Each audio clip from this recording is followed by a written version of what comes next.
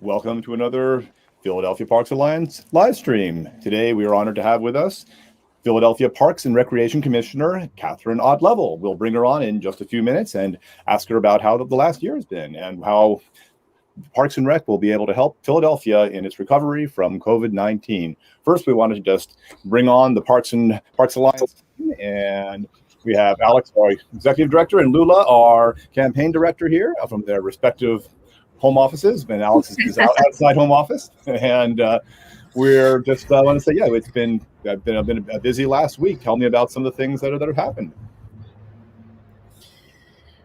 Lula, you want to start off? Well, super excited to be back on StreamYard. We were doing this time last year pretty consistently, and also we spoke with Kathryn last year. We were just talking about it behind the scene about a year ago. So we have been busy at Philadelphia Parks Alliance, just advocating for the budget. We have been meeting with council members. We have put out take action where folks can sign up. And also the budget testimonies coming out, which we're going to talk about. But we're super excited to just catch up about COVID 2020/19 and how that has affected our parks and recreations and how we have managed to shift and adjust and where we are right now. And super excited to be talking to Kathryn today. Excellent. Yeah, we're in the heat of a budget season, and once again, it's a compressed season as it was last year. And I mean, part of that was that we got good news from the city, which is that the federal government has come through with stimulus money that's made it possible for us to have conversations about what the best use of resources is, rather than kind of having a apocalyptic conversation about what kind of cuts need to be made. But that means that it's a time when we really need to speak up for the things what we care about with Parks and Rec. So looking forward to this conversation with Kathryn to talk about how they managed in the last year and where the opportunities are that we're excited to support. But just encouraging everybody to go to our Take Action page on the new parksrecheroes.org. And start. We'll be talking all throughout about the different ways that people can take action, but it's a key moment, and so please join us. Sounds good. Anything else you want to go over before we bring Kathryn on? No, we will be touching on it during our conversation today, and we'll share some links in the chat, so look for that. And also tell us where you're watching from, and if you have any questions, please feel free to leave it in the chat for us as well. That sounds good. I'll bring Kathryn on, and I'll pop backstage to produce and grab and share some links. Thank you so much, Steve. Indeed. Thanks, Steve. Hello. Hi, guys. Welcome. Hey guys, how are you? Nice to see you guys. Likewise. So I'm out here. I could get some traffic noise with it. So if the trolley is coming along, it goes by Kathryn's house, and then it comes and goes by my house. So we'll see how that kind of lines up. Yeah, we really should have done this on my porch, Alex. Should have thought about this. Yeah. Well, here's my COVID project right here was screening in the back porch. See, that was last summer. Nice. Well, we're so excited to have you here. We were talking behind the scene how just about a year ago we were having a conversation about just COVID and how you are doing, and we have so many different questions for you just about the budget. But before we get started, like, how are you doing? I'm doing great. Thank you. Yeah, much better this year than this time last year. And feel really good about, some of the news we're hearing today from the CDC about masks, and just, it feels like, recovery is truly beginning between that and, just the Biden administration's, great support fiscally of cities like Philadelphia, the uptick in vaccine availability and vaccinations that are happening. And, it finally feels like, recovery is really imminent. And so I'm feeling pretty optimistic today in terms of parks and recreation and where things stand. Yeah, I had a great day. I took my 15-year-old to go get a vaccination at the convention center. Easy peasy. That's great. Yeah, it is. So what do you think has been the biggest accomplishment of Parks and Rec in the last year? What are you most, I don't know, proud of, excited about in what Parks and Rec did in the last year? I'm so proud of the incredible employees at Parks and Rec. They're, it's just incredible to see when people are put to a challenge like we experienced in COVID, how they respond. And the employees at Parks and Rec have just been extraordinary. I wouldn't expect anything less from them, but it's still inspiring. We never shut down in COVID. We, you guys know, we did shut down for a couple of weeks, but the parks remained open. Our rec centers did shut down for a couple of weeks, but then, all of our staff kept working. We put folks right back in, to where the need was and where the void needed to be filled. So we had, tons of staff working at the city's food warehouse. We continued to do meal distribution at our rec centers and at our older adult centers. We turned rec centers into food pantries so we could distribute food boxes out twice a week. We decided that we would run summer camps and sort of make last summer happen somehow. I still don't know how we pulled it off, but we ran 110 summer camps amidst the pandemic. We held 300 play streets and raised hundreds of thousands of dollars to amplify the play street experience so that kids could have a safe, fun summer right out front of their homes. And then when fall came, we turned rec centers into learning hubs, into virtual learning centers, access centers, where thousands of kids have been coming every single day to have a safe place to learn with internet access and adult supervision for their moms and dads and guardians that had to go out and work. So I think I've just been really struck by the adaptability, the adaptive capacity that exists within our staff at Parks and Rec, the determination and the dedication and the selflessness of our staff. Whether it's those recreation leaders that have just had to pivot, move, figure things out on the fly, or whether it's our operations staff who had to deal with a 50% increase in trash because of the massive uptick in usership we've seen on parks and trails. That again, we took a 20% budget cut. We had less resources than we've ever had as a department. And somehow, we managed to keep things going in terms of our park operations and to keep things as clean as possible. There was two crazy times during the last year where we had to keep people safe. So we had to take down basketball rims, 800 of them. And then a few weeks later, put them all back up. That was a huge lift for our skilled trades guys. It was everybody. It wasn't just the carpenters. It was the painters and the plumbers. Everybody was out there taking down rims and putting rims back up. The amount of signage that we had to put up around our system. And it was just everything we did was all hands on deck. And it was exhausting. And it was hard, but I think we'll look back on this for years to come as a time when our city truly came together and just made things happen. And it's really been just such a gift to be able to work alongside these folks and to see what they've been able to contribute in the way that they've been able to do it. I remember having a conversation with your Deputy Commissioner Patrick, and so he's talking to me in the car, and he's about to get out of the car and go put up signs. Everywhere, So everyone put up. Hands on deck was all hands on deck. Yeah, we had no, when the pandemic first happened, our staff were still working, and we had no face masks. You couldn't buy face masks. Remember, Yeah. they couldn't be found. And so you guys helped us. We did this call for people to make face masks and donate them to us.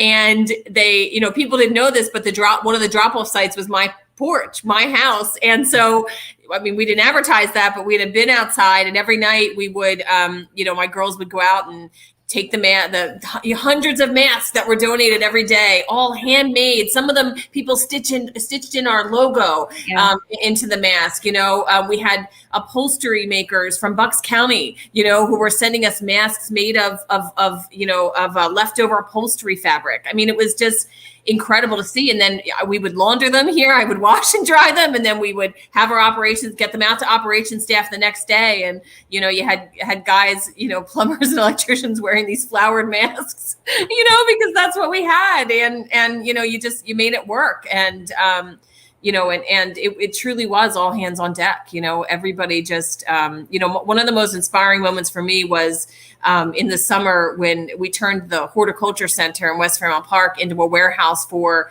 Play Street distribution. So we ordered so much stuff to distribute out to these play streets. Every street got an art kit and a reading kit and a sports kit and a cooling kit. And the cooling kit, everybody got super soakers. So we literally had a delivery of 20,000 super soakers that showed up at the warehouse, at the court center, right, in the greenhouses. And it was 150 degrees, it felt like, in those greenhouses, at the end of June. But there was just staff and from all walks of life and volunteers just sorting, these kits and then getting them out to these play streets. And it was really a testament to, what's possible in city government.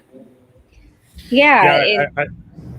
Go ahead. I visited Bill a couple of times there. We were also ordering some things that were going into that distribution hub. And you guys we wouldn't have been able to do it without the Parks Alliance. I mean, you guys you're always at the other end of a call for us to make these miracles happen. And I just can't thank you guys enough for saying yes. Every time we call you with another need and another request, like, here's what we need now. And you guys were just incredible partners, and people really need to understand that nonprofits like the Parks Alliance and the Fairmount Park Conservancy and just so many other nonprofits that enable us to do this good work. We couldn't have done this without you guys, so thank you.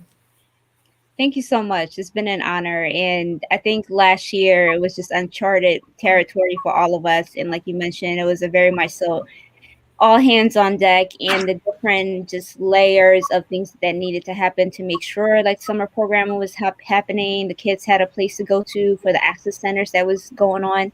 And Alex asked you about the inspiration, if there was any, you told us something that inspired you. Just curious, was any huge surprises that happened last year that you just kind of, besides the whole pandemic thing happening, any surprises that just kind of took you back but brought the team together to step up and continue to do the work? Yeah, I think when we, had to make that terrible decision, I think, it's not a good surprise, but when we found out the budget was going to be as bad as it was just, I remember it was over Easter weekend. And, we were told by, the administration that we had to cut our budget by 20%. And that realization that pools wouldn't open in the summer, and that, and just all of, that we were going to have to cut mow cycles, and we were going to have to cut, thousands of seasonal employees, was, just probably one of the hardest things I'll ever have to manage in my career. Right. Incredibly grateful that we didn't have to lay off any full-time staff, but those were really horrible decisions to have to make this time last year. And just to understand, there's going to be an impact with whatever decision you have to make. And so you're just weighing what has less impact and what impact, how can you make the most equitable decisions possible. And at the same time, when we had to make those tough decisions, it's not like we just put our heads in the sand and said, well, we're broke. We can't, we just got to take our ball and go home. It was, what do we do now? And how do we do more with less, and there's a resiliency, that we saw from our staff and from our partners and from our community members, whether it's a Park Friends group or an advisory council, who just pitches in, to fill that gap. And it's, it's because these parks and recreation centers and playgrounds, they're beloved. They're deeply personal to Philadelphians, and they're extensions of people's homes, and they're so committed to them. And they carried us through this pandemic. It was our staff and those volunteers, who, when our crews were running around trying to pick up trash, all over the system, people pitched in, and helped us at those centers. And, and it was really inspiring to see that level of commitment. I wanted to go back to something that you were talking about, virtual access center, learning hub. We've got all these different words for it. It was a classroom. What you guys did was have a classroom, and they were the only classrooms that were available to Philadelphia School District students for 6 or 8 months out of this year. And you guys figured out a lot of the challenges about how it is that you're going to do that safely. You had a classroom where kids were going to different classes, even different schools in this room. And you guys figured out how then the school district, and there's this conversation, which was definitely really worth having, about how to make those spaces safe and how to make the staff there feel safe. Well, you guys got through that in September for these spaces. And this isn't so much a question for you, Kathryn. It's just an appreciation for what it took for all of you guys to do that, and to have. And this also wasn't what rec leaders do. Distributing food, setting up classrooms. It just, I think, an appreciation for what you said, that you and your team encompassing all of Parks and Rec, right, didn't say this is hopeless, and we haven't been given enough money to do this anyway, but said, how do we make the best of this? And yeah, and you guys really helped. It's great to be an advocate for you. Yeah, you guys really helped us shine a great light on this around the Heroes campaign, because that's what these folks really are. They're heroes, and they're unsung heroes. And it's really like a vocation for many of our staff when they become recreation leaders. But you're right, people didn't sign up to run a classroom. We have incredible support with the Office of Children and Families that we work under now, and these wonderful nonprofit partners that have helped us make the access centers happen. So we've had a lot of support, but you're right. When we realized that, we would have, maybe 15 kids in a room, and it was like a one-room schoolhouse, because they'd be in grades K through 6th grade, and you're right. They were coming from, maybe 15 kids were coming from 10 different schools. So they were on 10 different bell schedules and had, lots of different needs, and everybody was taking breaks at different times, and, different age groups have different needs. And it's just, it was a huge lift. And, there's a lot we did well. There's a lot of learning that we had, and hiccups along the way. But they were, those frontline workers who, again, they're not just doing something they've never done before. They're doing it in a pandemic, and their own health and safety was at risk. And I can't stress that enough. We kept people as safe as possible with every layer of mitigation that we could put in place. But yes, it was hard to hear this, narrative locally and nationally about people not wanting, adults not wanting to be in schools when, our folks they were fulfilling that role every day. They still are, quite frankly. When you look at what the sort of, to me, and I've only been around the Parks and Rec space for a relatively short period of time, but you kind of have a rhythm to the year, which is that, your winters are a little slower and your summers are crazy. And what do you and now you're going to open a pool season, but you started all the prep for that a month late, 2 months late. 2 months, yeah. 2 months late. You've got a staff that have been extending themselves as much as they ever have over the course of the last year, and now you're coming into your busy season and the time when everybody's ready to go out and wants to spend time at a pool. All the kids want to go out and see other kids, and parents want to go back to work, and and in many ways your department is already on max. How are you guys dealing with that? It's a huge challenge for our staff, and a huge challenge for as we've been in this pandemic. We've been trying to make those pivots as best we can. But you're right, we are gearing up for our summer season now. At the same time that we're still running access centers, at the same time that we've reopened about 117 of our centers for spring hours and spring programming. We're making decisions as quickly as we can, as safe and as best as we can. But it is an incredible challenge. We started late planning for this summer. Normally we would start training lifeguards in, around Thanksgiving and over the Christmas holidays. And, we're way behind this year. And, we just did a really nice event today where we, again, we're at our outdoor pool at Samuel Rec Center promoting lifeguard recruitment because we are desperate for not just lifeguards, but seasonal employees. Our staff are working so hard to try and recruit employees to come work with them this summer to staff our pools and the rec centers. And we have, we have the jobs. We just need people to come and come and work with us. So you can get all that information on our website, on all of our social media channels. But if we can't hire the staff that we need to work with us on the pools and other things this summer, it's going to be a real issue for us throughout our city. But it is, again, just, an incredible resiliency among our staff and an incredible dedication among Parks and Rec employees who, just are making these incredible shifts from one program to the next and doing their best to keep it together and to provide those services, to the residents of our city.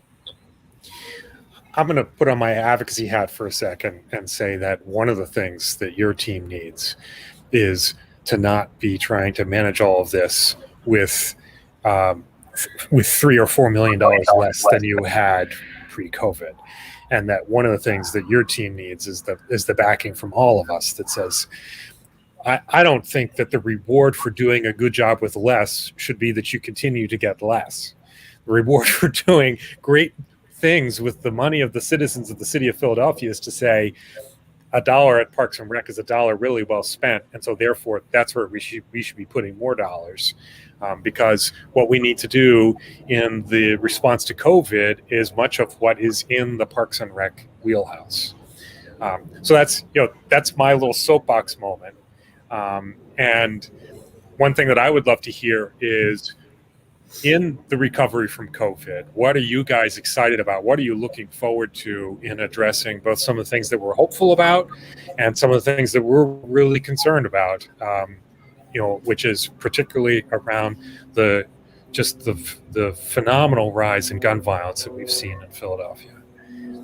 Yeah, that has been a challenge on top of our challenge, right? We have two pandemics in our city. One is, the COVID pandemic, and one is this epidemic around gun violence. And this spring was incredibly hard to have just a rash of shootings that occurred on the grounds of our centers and playgrounds. And, we are, responding to that as best we can. We have worked really closely with the police department, who've been wonderful in providing us some really great support to have more of a presence at our centers, especially our centers that have experienced those violent incidents. But it is, that is certainly what we'll be focusing on over the next year, is how do we really use the programming in our rec centers, our connection to young people, opportunities for young people, jobs for young people, young adults and adults, to offer people that other positive, opportunity, that positive outlet, and access to, to employment, but also to, programs and adults who care for them. And, I think when you close a city down and you close schools and, and that, you sort of shut people down for a year, some terrible things happen. And I'm not an expert in violence or why violence happens, why gun violence happens. But I do think that, it has, there's some correlation to the city being shut down and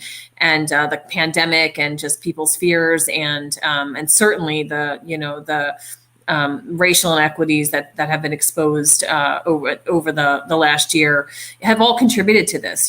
So we just want to be as good a partner as we can to partner with local grassroots community organizations and community leaders to just come to our centers and provide programs with us, partner with us. Everybody is welcome in our recreation centers, and that's really what we're going to continue to do, this really good work in the best way possible. We do have some questions, Steve, if you want to come in, because we have a couple of questions in the comment sections. Sure. First, I'll start with one we was sent in ahead of time by email, and that one is from it is asking about the rec leader at Wissinoming Park has been cut to 4 hours per week on Saturdays. So wondering when we can expect the hours for rec leaders to increase.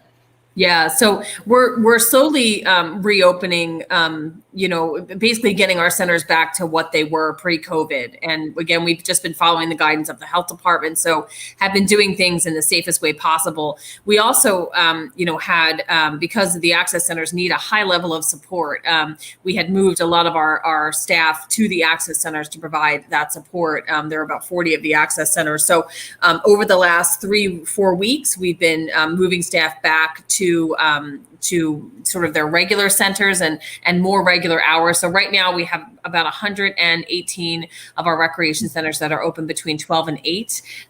That's sort of what we could provide for this spring. And then, for summertime, starting around, that first week of July, our Super Bowl season, you're going to see more regular hours and more regular faces back at recreation centers providing those programs. So we'll have about 130 summer camps running. We'll have some of our specialty camps running. We'll have our pools open, God willing, spray grounds, about 130 spray grounds will be open. That's what we're gearing up for right now. So we're still not at full capacity right now, not at our full pace. Wissinoming is one of those smaller centers, and amazing community, wonderful rec leader. But hopefully we'll get back to normal sometime over the next 6 to 7 weeks. Great. Matt also addressed one of the questions that came in live as well. And another question that was also sort of coming in was the question about when you're talking about moving rec leaders around. You had these access centers that some needed some more staff, some were different. How did that work with moving staff from different communities that they were used to working with? And we know when we had gone around and meeting rec leaders at different places that they were, no, I'm the rec leader here, but I'm helping out here. So how did that all work? Yeah, it was a huge challenge, and our staff were really phenomenal about it.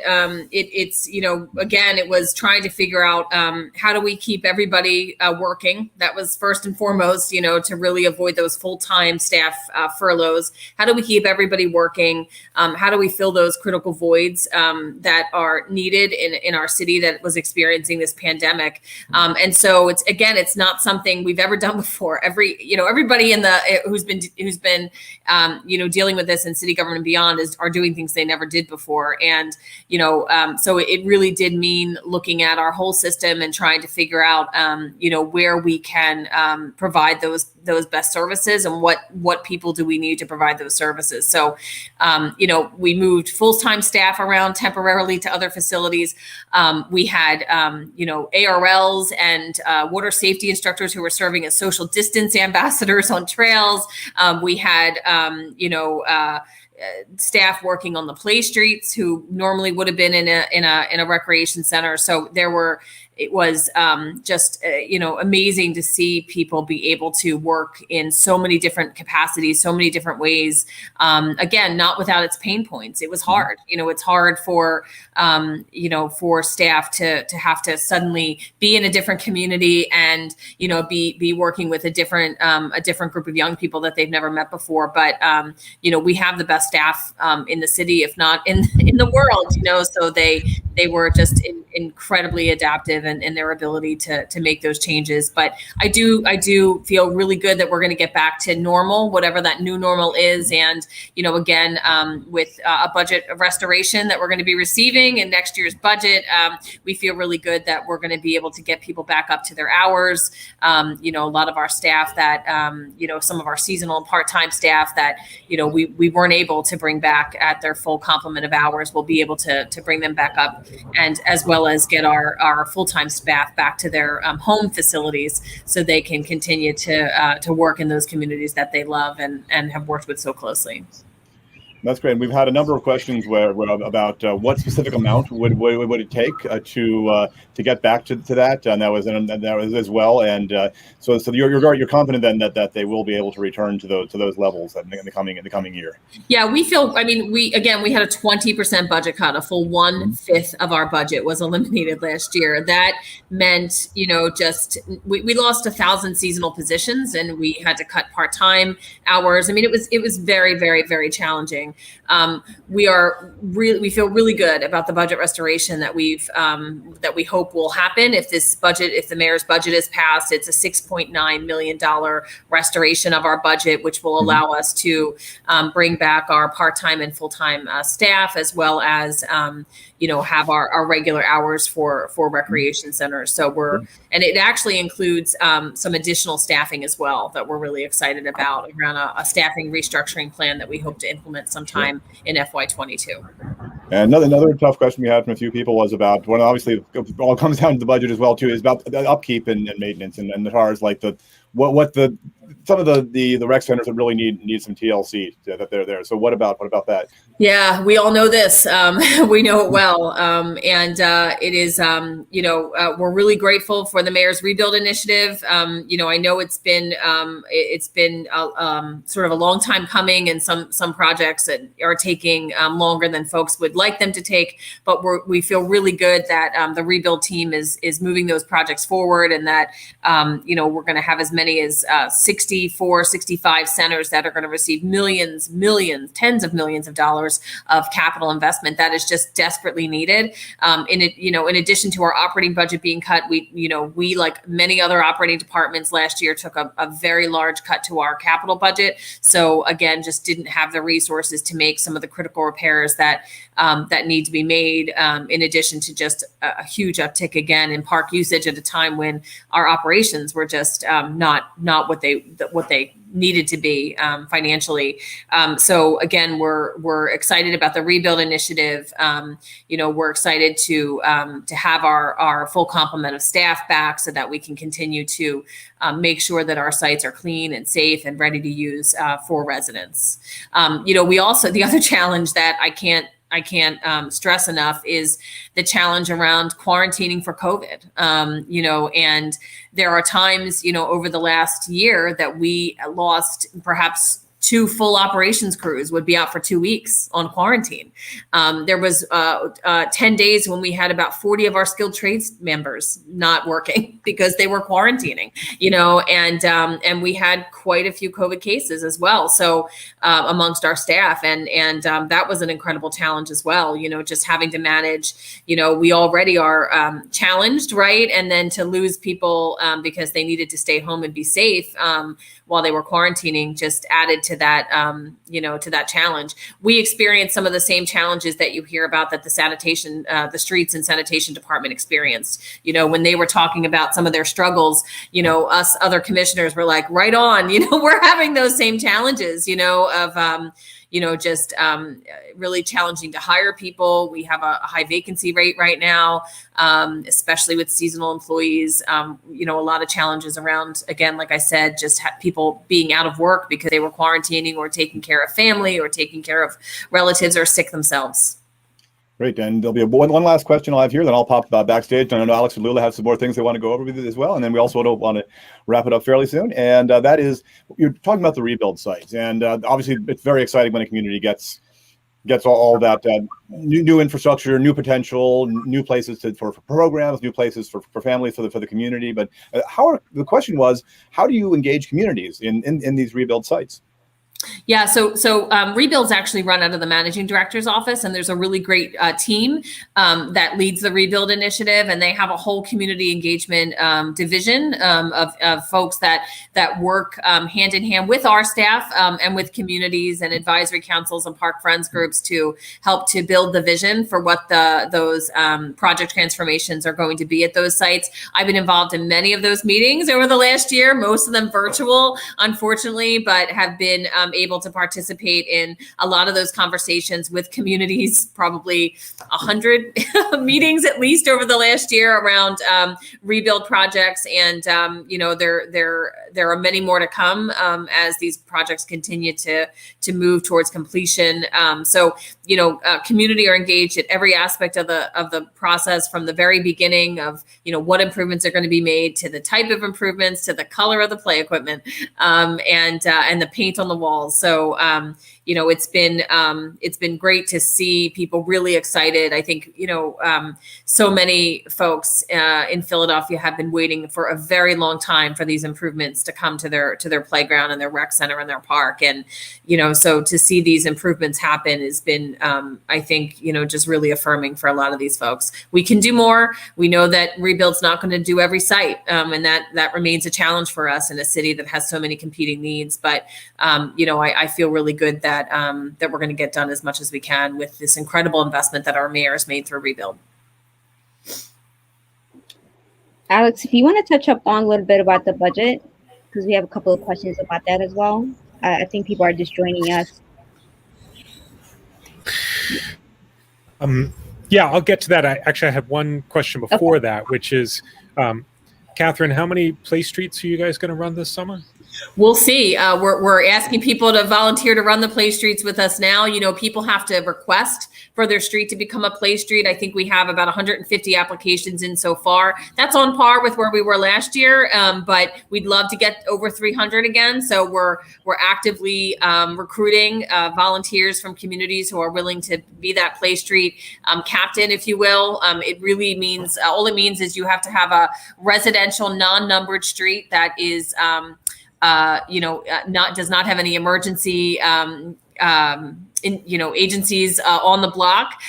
You can apply to have your street become a play street, and then you as a volunteer agree to close that street down between the hours of I think 11 and 4 every day, and then you agree to distribute the meals that come as part of the play street initiative, and then we provide the fun that comes along with it. So it's a really great way to give back to your community. If you're willing and able to do that, we encourage you to apply for Play Street.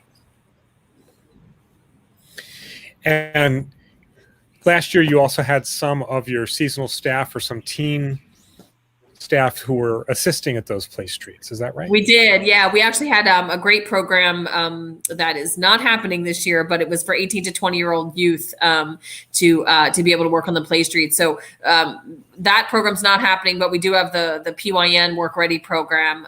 Some of those young people, that actually goes up to the age of 24 now. So we will be assigning some of those folks to work at play streets.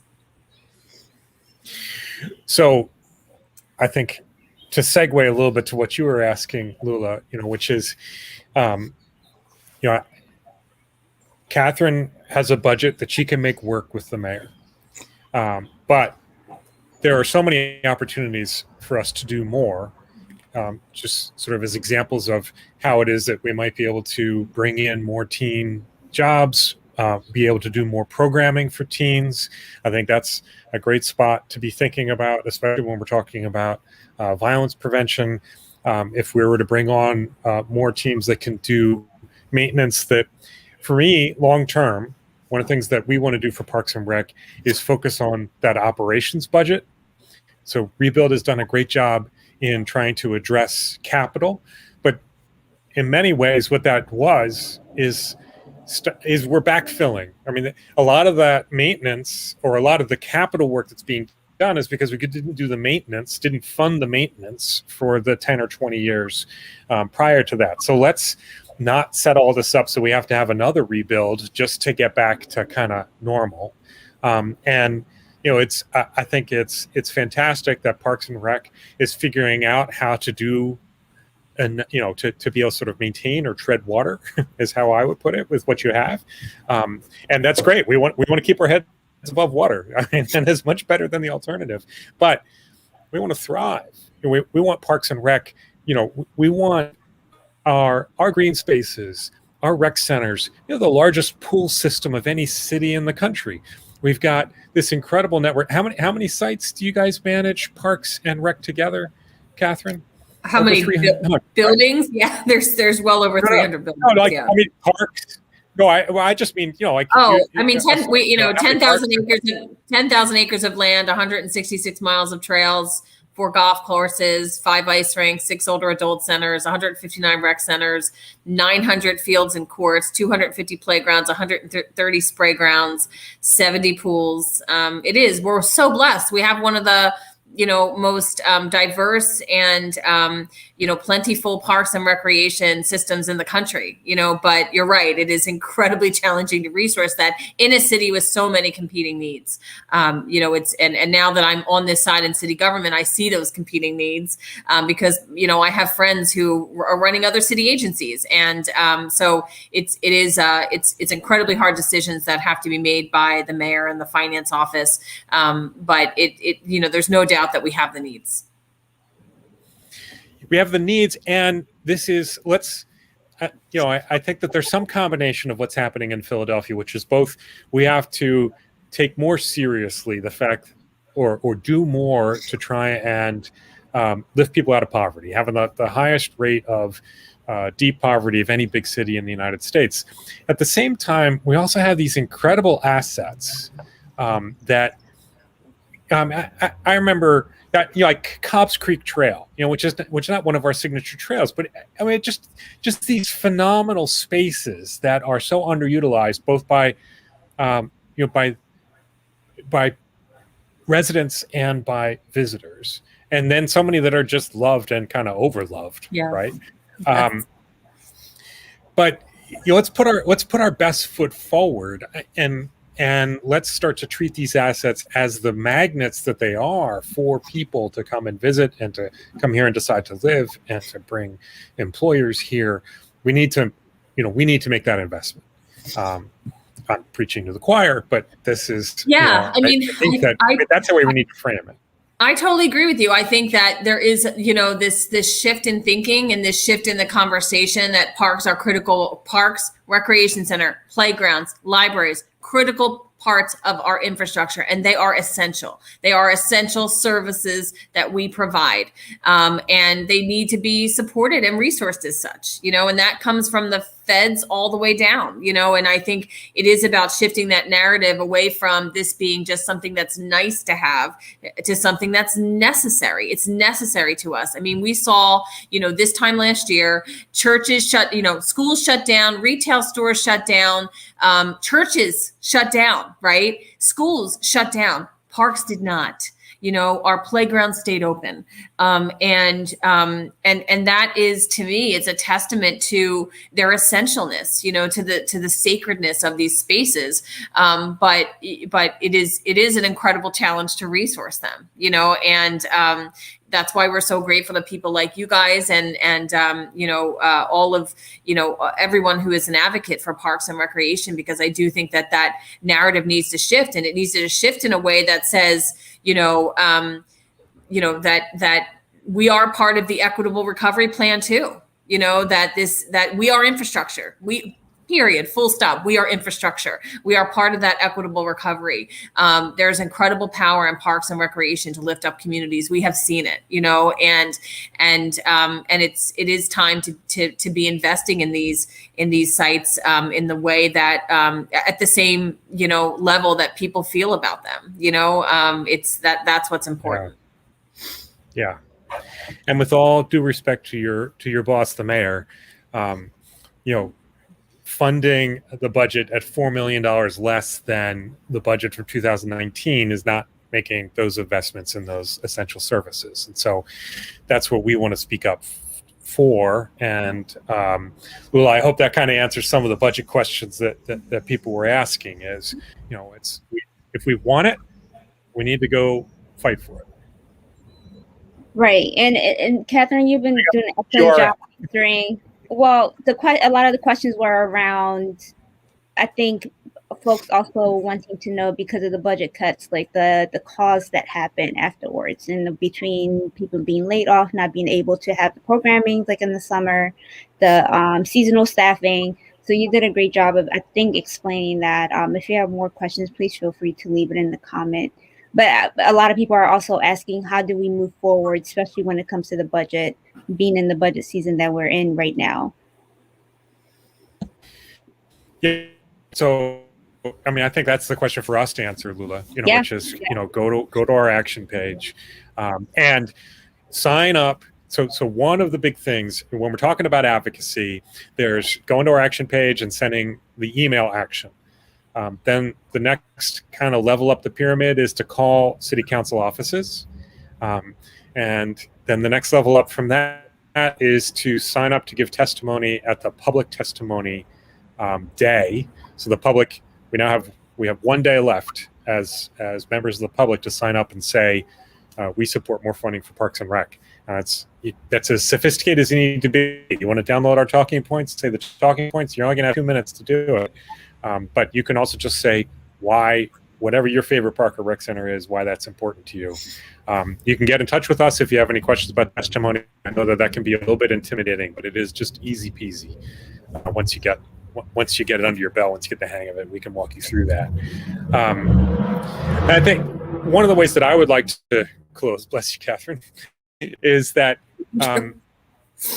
we really enjoyed being able to go around and kind of represent the community that loves our parks and our rec centers, but showing that this particular appreciation. I mean, there's a limit to what staff we could go see, but the folks that were at those virtual access centers, and you started off this conversation by talking about the appreciation for the folks that have been going above and beyond, and we really liked being able to go around and do that, and are starting to see that as a part of what our kind of what we do. And we had a great time also just getting some pictures of folks. And Steve, I don't know if you can put up part of the portraits page that we have, and are hoping to be able to kind of continue this. But just people are take such pride in what it is that they do, and to have the chance to come and both appreciate that and kind of be able to show it. It's been a remarkable year, and I think we'd just like to close by saying thank you to all the folks in Parks and Rec, and thank you for your leadership of that team. Well, thank you guys for everything you've been doing.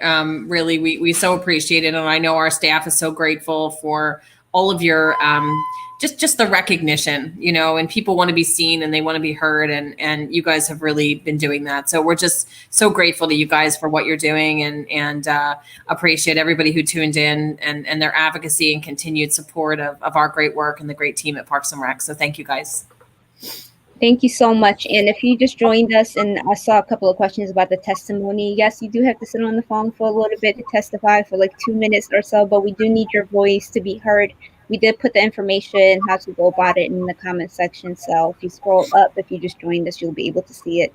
And also, if you just joined us, this is pre-recorded, so you can rewatch it again once it ends, and leave comments as well if you have any. Yeah.